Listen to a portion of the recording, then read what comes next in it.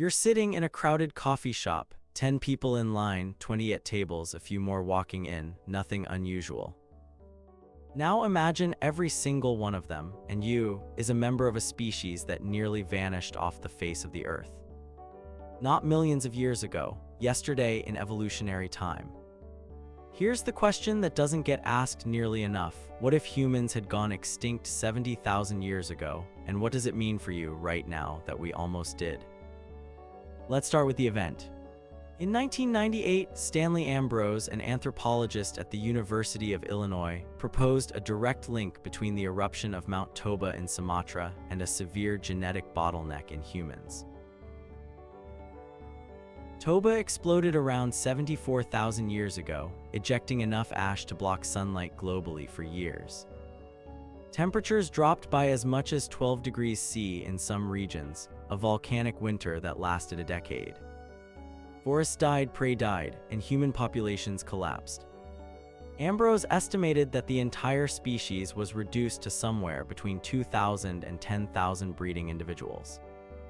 To put that in perspective, that's fewer people than currently work at a single Amazon fulfillment center. And they were scattered, isolated, struggling to survive. We know this from genetics. A year 2000 study by Michael Hammer at the University of Arizona analyzed Y chromosome diversity across modern human populations.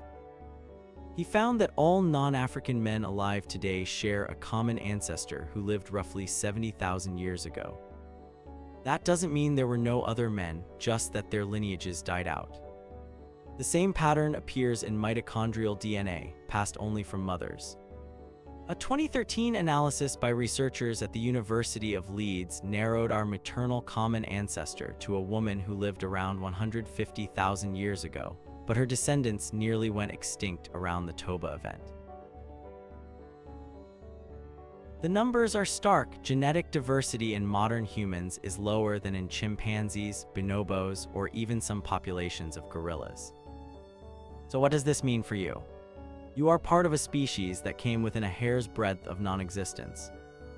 Every person in that coffee shop, every stranger you pass, every friend you hug, every enemy you avoid shares this same fragile thread. But the Toba link is not ironclad. In 2018, Chad Huff, a geneticist at MD Anderson Cancer Center, published a model suggesting that the bottleneck could have started earlier than Toba, perhaps as far back as 150,000 years ago, with a slow decline that happened to coincide with the eruption. His team looked at genome sequences from hundreds of modern individuals and estimated the population low point at roughly 1,000 to 10,000 individuals, but the timing was less precise. The volcanic winter might have been the final push, not the sole cause. Even Ambrose himself acknowledged that the evidence is circumstantial. We have the eruption and we have the genetic signature, but we don't have direct proof that one caused the other. Still, the core fact remains, at some point in our recent past, the human population dipped into the thousands.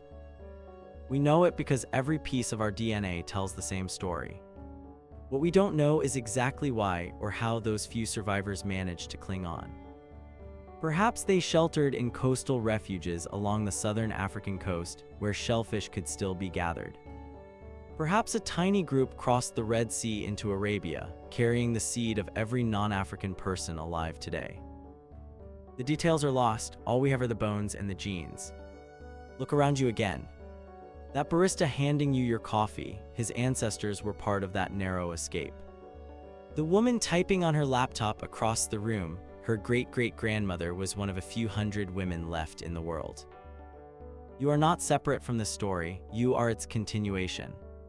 And just as likely as the fact that you're here is the possibility that you wouldn't be, that no human would be, and this coffee shop, this conversation, this sentence would simply never have existed.